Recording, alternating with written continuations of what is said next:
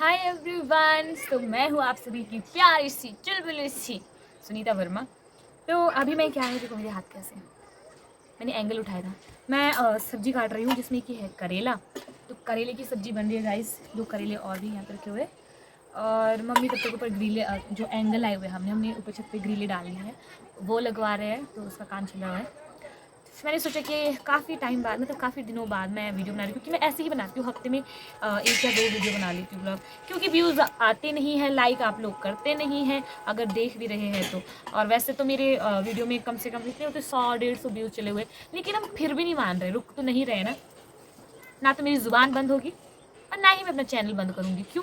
क्योंकि मुझे पता है कभी ना कभी कोई ना कोई तो ऐसा होगा ही जिसको लगेगा कि वाह, ये लड़की जो है ना हार मानने वालों में से नहीं है। और मैं बिल्कुल वैसी ही हूँ। मैं हार नहीं मानूंगी जब तक या तो मंजिल के पार ना हो जाए, या फिर मंजिल खुद ही ना कह दे कि बस बहन तू रुक जा। एक तो मेरी देखो शर्ट में भी, टी शर्ट में ना निशान लगे हुए हैं उसके कलर के, डेंटिंग पेंटिंग जो करी थी। और ऐसे कौन बैठता है, ऐसे बैठता है कोई? मच्छर आ रहे बहुत ज़्यादा। तो रोज़ शाम को मैं अपना यूट्यूब स्टूडियो देखती हूँ, और उसमें यही सोच के मैं हमेशा रात को सोती हूँ कि जब मैं कभी ना कभी तो ऐसा होगा कि मैं सुबह उठूँगी और वायरल हो जाऊँगी। एंड आई प्रॉमिस यू, ऐसा ज़रूर करूँगी मैं, और ऐसा ज़रूर होगा, क्योंकि आप लोग हैं ना, इसलिए होगा। मच्छर बहुत ज़्यादा है गाइस। तो मेरी सब्जी कट रही है, तो बातों में तो ज़्यादा हो जाएगा, आप लोग बोर हो जाएंगे। बट ये रियलिटी बता रही हूँ गाइस। मैं हार मानने वालों में से नहीं हूँ, तब तक नहीं रुकूंगी। सब्जी तो आप लोग देख ही रहे कि मैं कड़वे करेले की काट रही हूँ, लेकिन अभी मेरा दिल कुछ ऐसा ही कड़वा हो गया था। जैसे ही मैंने शिमला में जो मीटअप था चला हुआ, जिसमें बहुत सारे सोशल इन्फ्लुएंसर्स थे हिमाचल प्रदेश के, जो कि अपनी कड़ी मेहनत से जो है कहीं ना किसी मुकाम पर पहुंच गए हैं। एंड जेन्युइन और ऑब्वियसली सी बात है कि वो सभी लोग यहीं से उठ के वहाँ पहुँचे हैं। ऐसा तो है नहीं कि वो लोग पहले से इतने फेमस थे, क्योंकि मैंने बहुत से ऐसे उसमें मेरे हिसाब से वो सेलिब्रिटी बन गए अब, क्योंकि उनके पास काफ़ी फेम है, लोग उन्हें जानते हैं। तो बहुत से ऐसे सेलिब्रिटी है जिन्होंने कड़ी मेहनत करी है।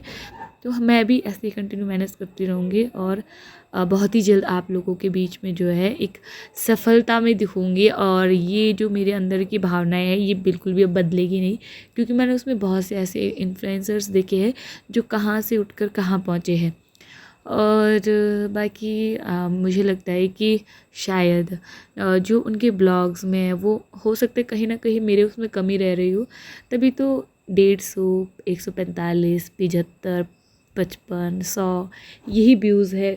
अब मैं 2 या 3 साल से कंटिन्यूसली जो है ब्लॉग डाल रही हूँ, लेकिन कोई भी मुझे ऐसा नहीं दिखा उसमें रिव्यू लोगों का कि जो मुझे सेटिस्फाई लगे।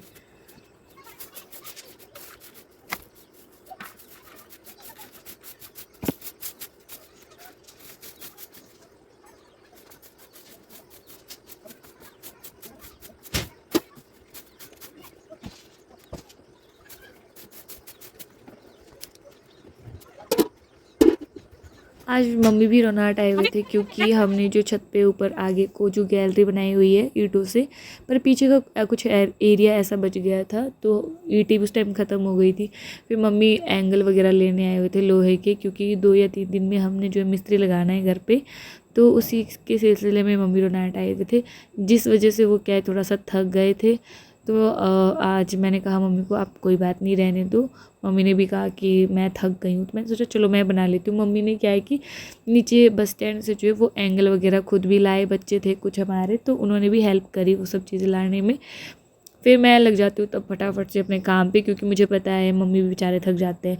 हाँ, ये अलग चीज़ है कि मम्मी बताएंगे नहीं कभी भी कि मैं थक गई हूँ या मैं परेशान हो गई हूँ खाना बनाते बनाते, लेकिन खुद भी ये चीज़ होनी चाहिए। समझते हैं हम भी कि मम्मी बेचारे मेरे लिए सुबह 5 बजे उठते हैं, खाना बनाते हैं, शाम को जब तक मैं आती हूँ तब तक मेरे लिए खाना रेडी रखते हैं, यहाँ तक कि पानी भी मेरे को गर्म करके देते हैं नहाने धोने के लिए। हाथ मुँह धो ले, फ्रेश हो जा, तो थक गई होगी, ये वो सो। तो मैं ये सोचती हूँ कभी ना कभी इन फ्यूचर ये सारी चीज़ें जब मुझे झेलनी पड़ेगी, मैं तो शायद इतनी अच्छी माँ कभी भी नहीं बन पाऊँगी, जहाँ तक मुझे लगता है। क्योंकि जो मेरी माँ ने मेरे लिए किया है, मतलब हम दोनों भाई बहन के लिए किया है, दैट वॉज सो डिफ़िकल्ट। और मैं बताऊंगी आप लोगों को, बिल्कुल पूरा डिटेल से बताऊंगी मेरे माँ की जर्नी, क्योंकि मैं चाहती हूँ लोग सुने मेरे माँ के उन सारे संघर्षों के बारे में जो उन्होंने हमारे लिए किए हैं।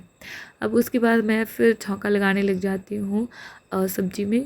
तो आग बार बार बुझ भी रही थी, हवा सी चल रही है, तो मैंने वीडियो भी काफ़ी ज़्यादा फास्ट किया हुआ।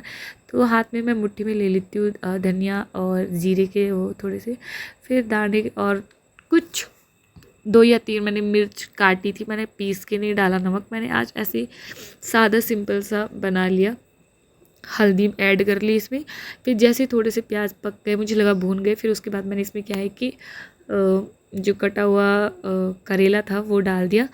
तो इसमें थोड़ा सा सॉल्ट डाला मैंने पहले, फिर उसके बाद स्वाद अनुसार जितना आपको अच्छा लगता है आप उतना डाल सकते हो। देखो कितनी अच्छी दिख रही है मेरी करेले की सब्ज़ी।